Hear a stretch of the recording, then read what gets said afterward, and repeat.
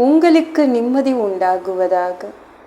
தேவனுடைய இரக்கங்கள் அதிகமாவதாக. தேவன் என்ன சொல்கிறாங்கன்னா, நாங்கள் எங்கள் வாழ்நாள் எல்லாம் களி கூர்ந்து மகிழும்படி காலையிலே எங்களை உமது கிருபையால் திருப்தியாக்கும். சங்கீதம் 90:14. என் வாழ்க்கை ஃபுல்லாக இப்படி தான் இருப்பேன், நாங்கள் அழுதுகிட்டே தான் இருப்பேனா? என்னால் நான் சந்தோஷமாக வாழ முடியாதா? இல்லைங்க, உங்கள் வாழ்க்கை ஃபுல்லாக உங்களாலையும் சந்தோஷமாக வாழ முடியும். நீங்கள் வாழ போகிற இனிமேல் இருக்கிற அத்தனை நாட்களும் உங்களால் சந்தோஷமாக இருக்க முடியும். அதற்கு நான் என்ன செய்யணும்? எல்லாரும் அந்த கேள்வி கேட்குறீங்களே. அதிகாலை எழுந்து தேவனை தேடணும். அப்படி நீங்கள் தேடினீங்கன்னா என்ன ஆகும்? என்னங்க, யார் யார் மூஞ்சிலையோ முழிக்கணும்னு நினைக்கிறோம். காலையில் எழுந்தால் இவங்க மூஞ்சை பார்த்தா நல்லாயிருக்கும், இவங்க முகத்தை தரிசனம் பண்ணால் நல்லாயிருக்கும் அப்படிலாம் நினைக்கிறோம்ல. அதிகாலையிலே எழுந்து தேவனை பாருங்கள். இன்றைக்கி காலையில் நான் 3 மணிக்கு எழுந்தேங்க. ஜெபம் பண்ணிகிட்டே ப்ரேயர் பண்ணிட்டே இருந்தேன்னா இயேசுவை பார்த்தேன். இந்த கண்ணால் பார்க்கல, விஷன் தரிசனத்தில் பார்த்தேன், ஆவிக்குரிய கண்களில் பார்த்தேன், அவரை பார்த்தேன். பார்த்தோடனே என்ன தெரியுமா தோணுச்சு? ஐயோ, நம்ம வீட்டில் என்ன நடக்குது, என்ன ஹெட்லைன்ஸு, டக்குன்னு அந்த பிரச்சனை, உச்சக்கிட்ட பிரச்சனை, இதை ஏசுக்கிட்ட கேட்டுடலான்னு சொல்லிட்டு உடனே கடன்னு ஏசுக்கிட்ட பேச ஆரம்பிச்சிட்டேன். ஏசுவே, இந்த பிரச்சனை எனக்கு ஓடிட்டுருக்கு, இதை சரி பண்ணுங்கள். ஏசுவை பார்த்தோன்னே அவ்வளோ சந்தோஷம் வந்துடுது இல்லை? நீ காலையில் அதிகாலையில் எழுந்து ஜெபம் பண்ணுங்க, அப்புறம் தூங்கிடுங்க. எழுந்து அலாரம் வச்சு எழுந்துட்டு ஜெபம் பண்ணிவிட்டு தூங்கிடுங்க. ஆண்டவர் அந்த டைமில் நீங்கள் எழுந்திங்கன்னா கிருபைகள் உங்களுக்கு வந்துடும். அவருக்கு இரக்கம் காட்டுவார். ரொம்ப சந்தோஷமாக வாழ்ந்துட முடியுங்க. அதுக்காக தான் அதிகாலையில் எழுந்துக்க சொல்கிறாங்க. ஃபஸ்ட்டு காலையில் எழுந்தோடனே அவர் முகத்தை தரிசனம், நம்ம அவருடைய முகத்தை தரிசிக்கணுங்க. ஒவ்வொரு நாளும் சந்தோஷமாக வாழ முடியும் அதிகாலையில் நீங்கள் எழுந்துட்டிங்கன்னா. அப்புறம் சங்கீதம் 23:6 சொல்லுது, என் ஜீவனுள்ள நாளெல்லாம் நன்மையும் கிருபையும் என்னை தொடரும். உங்கள் உயிர் இருக்கிற வரைக்கும் நன்மையும் பின்னாடி வரும், கிருபையும் பின்னாடி வரும். என்னங்க, எதுவுமே வந்த மாதிரி இல்லை, என் ஜாதகம் சரியில்லை, நான் பிறந்த நேரம் சரியில்லை அப்படிலாம் சொல்கிறீங்களா? இல்லை, இந்த வசனத்துப்படி பார்த்தா உங்கள் பின்னாடி நன்மை வந்துகிட்டே இருக்கும். இதுதான் உங்கள் ஜாதகம். உங்கள் ஜாதகத்தை நான் சொல்கிறேன். எப்பொழுதும் உங்கள் பின்னாடி நன்மை வரும், கிருபைகள் தொடர்ந்து வந்துகிட்டே இருக்கும்.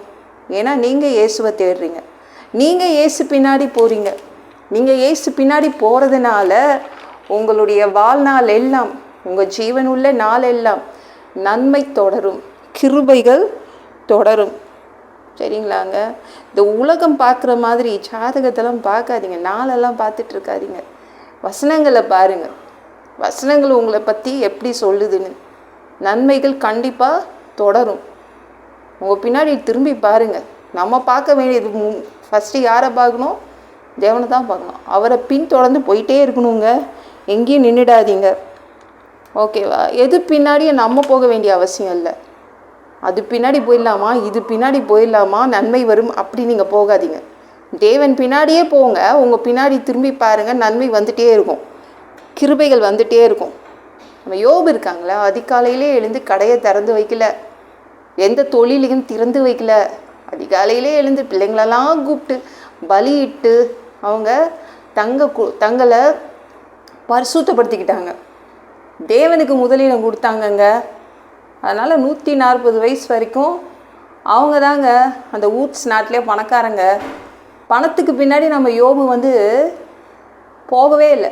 அதனால தான் பணக்காரன். தேவன் அவ்வளோ ஆசீர்வதித்தார். நான் உங்களுக்கு சொல்கிறேன், நீங்கள் உங்கள் வேலை பின்னாடி போகாதீங்க, உங்கள் தொழிலுக்கு பின்னாடி போகாதீங்க, உங்கள் படிப்பு, உங்கள் குடும்பம் பின்னாடி போகாதீங்க. அதற்குன்னு எவ்வளோ டைம் கொடுக்கணுமோ அவ்வளோ டைம் கொடுங்க. மற்றபடி எப்பொழுதும் யார் பின்னாடி போகணும்?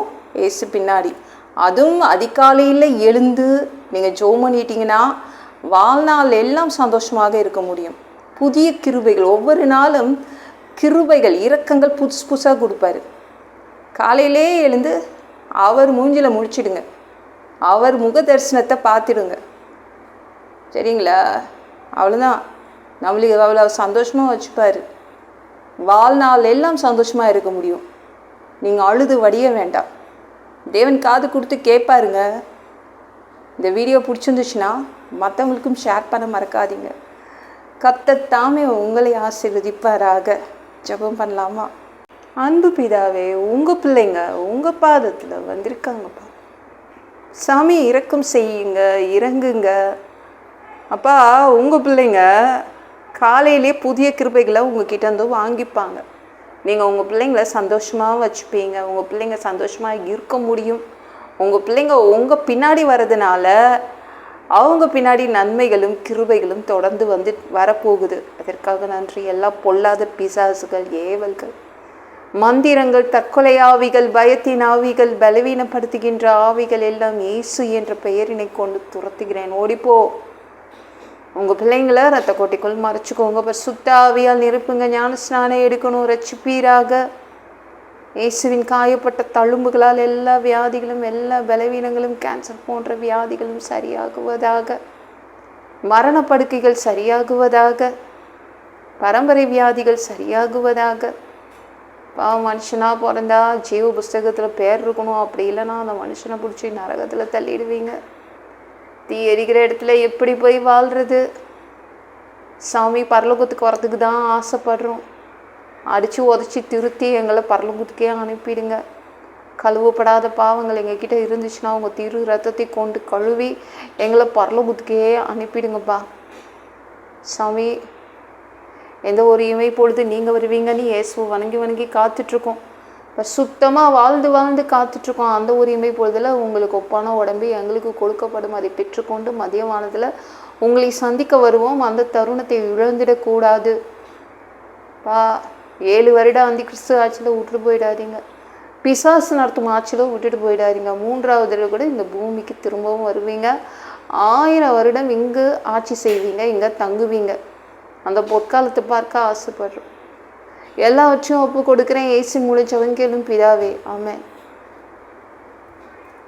நாளைக்கு பார்க்கலாம்.